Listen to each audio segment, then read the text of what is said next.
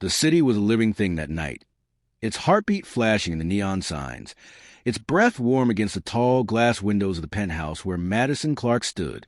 Her hands trembled as she fumbled with the door handle, the key slipping twice before finally clicking into place. The laughter and music from hours earlier still echoed faintly in her head, like a ghost she couldn't shake. She stepped inside, the cool marble floor shocking against her bare feet after the humid press of New York's summer air. Her crimson dress clung to her like a secret she wasn't sure she wanted to keep. Earlier, it felt like armor, bold, fearless, daring. Now it felt like a risk, the kind of choice that could get her into trouble if the night didn't end quietly. She leaned against the wall, blinking hard at the glowing red numbers of the clock across the room. 1:47 a.m. The city outside roared on with its honking horns and distant sirens, oblivious to her slightly swaying figure. She thought she was alone. She thought she'd slip quietly into bed and deal with a hangover in the morning. But then a shadow shifted in the dimly lit foyer. Her stepson, Ryan, emerged from the darkness, his tall frame cutting across the space like he'd been standing guard. His dark eyes locked onto hers, and for a moment she forgot how to breathe. "Madison," he said quietly, his voice steady but carrying an edge of concern. He crossed the room quickly, catching her just as she teetered near the staircase. His arms were warm and firm, anchoring her in place. The scent of his cologne mixed with the lingering smoke from the bar she'd been in, creating a strange and dizzying contrast. "You're going to fall," he murmured, guiding her away from the stairs. She wanted to say she was fine, to brush him off, but her words caught in her throat. His hands on her waist felt like more than just support. She told herself it was the alcohol, that her heart was pounding because she'd had one too many martinis. But deep down, she knew better. The hem of her dress shifted higher as they moved, revealing a hint of lace before the moonlight caught it. Ryan didn't comment, but she felt his grip tighten just slightly. He didn't let go until he had her sitting safely on the edge of her bed, dropping to one knee. He began unbuckling her heels with careful precision, his knuckles brushing her skin just enough to send a shiver up her spine. "Thank you," she whispered, her voice thick with fatigue. And something else. Her hand caught his wrist before he could stand. "Stay." For a moment, he didn't move. His gaze flicked to hers, and she saw the conflict there, the hesitation. "You need to rest," he finally said, his voice lower now, almost strained. Then he stepped back, leaving her alone in the soft glow of her bedside lamp. She lay back against the pillows, her mind swirling with blurred images of city lights, his steady hands, and the unspoken thing that had hung between them. Morning came with cruel sunlight and a pounding headache. Madison dragged herself to the shower, letting the hot water run over her skin as if it could wash away the memory of his touch. Wrapped in a silk robe, she padded to the kitchen, the quiet of the penthouse pressing in around her. She brewed coffee and made breakfast, her hands moving through the motions automatically while her mind kept replaying the night before.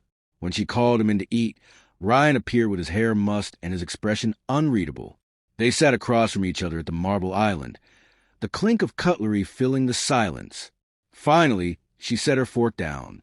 "Ryan," she said, steady but nervous, "we need to talk about last night." His jaw tightened. "I know," he said, "but let's eat first. We'll need the energy for this."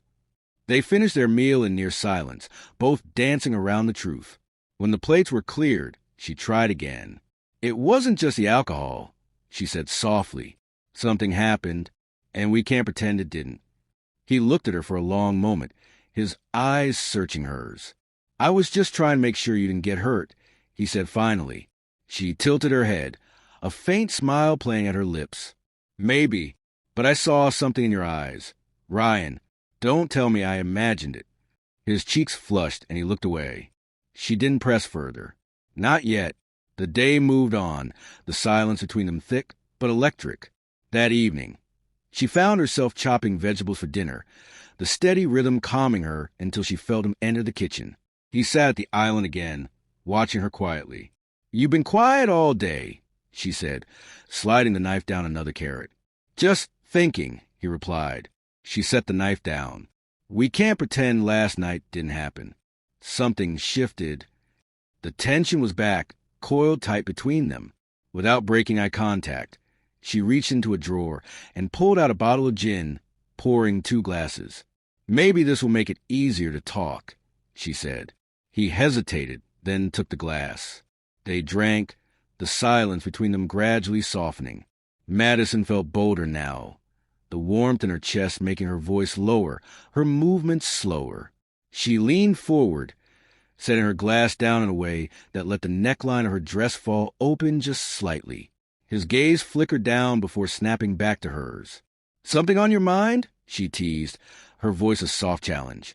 "Madison," he said, his tone warning, but she could see his composure cracking. She rose slowly, moving past him to grab a napkin, brushing close enough for her perfume to linger in the air between them. When she turned back, his eyes met hers, and the air felt like it might ignite. The distance closed without either of them deciding on it. Her hand rested lightly on his chest, his breath catching as if he'd been holding for hours. The moment was charged, heavy with everything unspoken. "Ryan," she whispered, unsure if it was a question or a confession. He didn't answer with words, only with the way his eyes softened. The spell broke before anything else could happen. She stepped back, her pulse racing, and poured them each another drink to cover the moment. The rest of the night was lighter. Conversation about work, about the city, about nothing at all. But beneath it ran a current they couldn't ignore.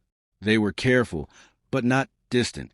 When he finally said goodnight, she stood in the doorway of her bedroom, watching him walk away, wondering if they had crossed the point of no return without realizing it.